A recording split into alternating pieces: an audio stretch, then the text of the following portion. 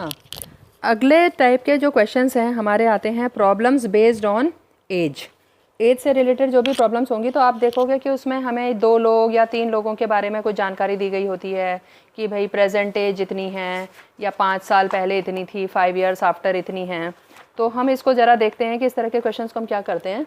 सबसे पहले तो हमको कैरेक्टर्स ले लेते हैं जिनके बारे में बात हो रही है। जैसे हम ले रहे हैं एक्सरसाइज 3.4 क्वेश्चन नंबर 2 का सेकेंड पार्ट। तो यहाँ पर 2 लोग हैं, एक है नूरी और एक है सोनू। ठीक है, तो मैं यहाँ पे इस तरह से लिख लूँगी नूरी सोनू।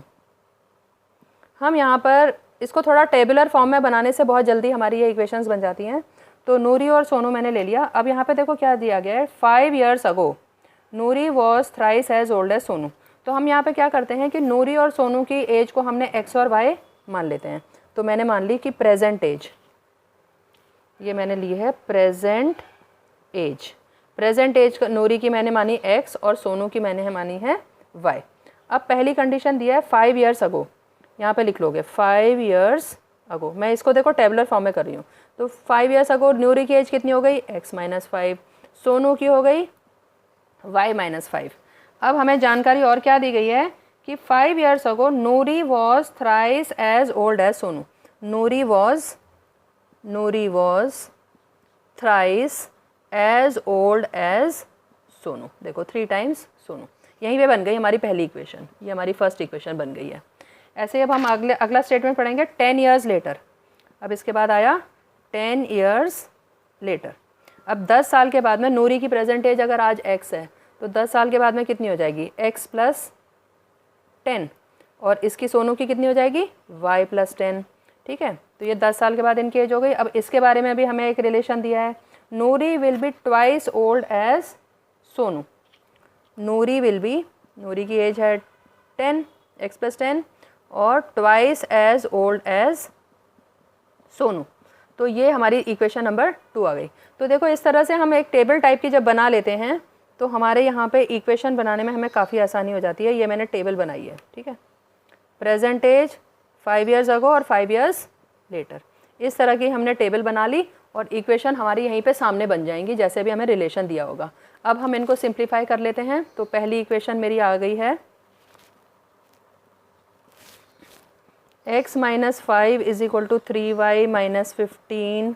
तो ये हमारा आ जाता है 3y - x = 10।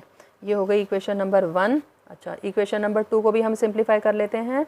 तो ये आ गई x + 10 = 2y + 20। तो ये हो गया 2y - x = 20, 2y - x = -20 + 10 यानी कि -10। ये हमारी इक्वेशन नंबर 2 हो गई।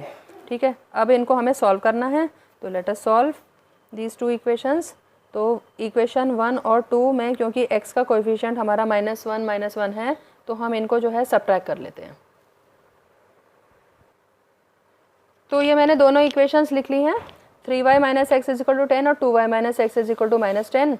और अब हम इनको सब्ट्रैक्ट करेंगे तो 3y - 2y तो आ गया y, -x + x कैंसिल हो गया और 10 + 10 आ गया 20। तो अब देखो सोनू के एज आ गए 20 years। और अब यहाँ पे हम किसी भी एक इक्वेशन में y की वैल्यू डाल लेते हैं। तो मैं यहाँ पे डाल लेती हूँ। तो ये आ गया 2 × 20 40।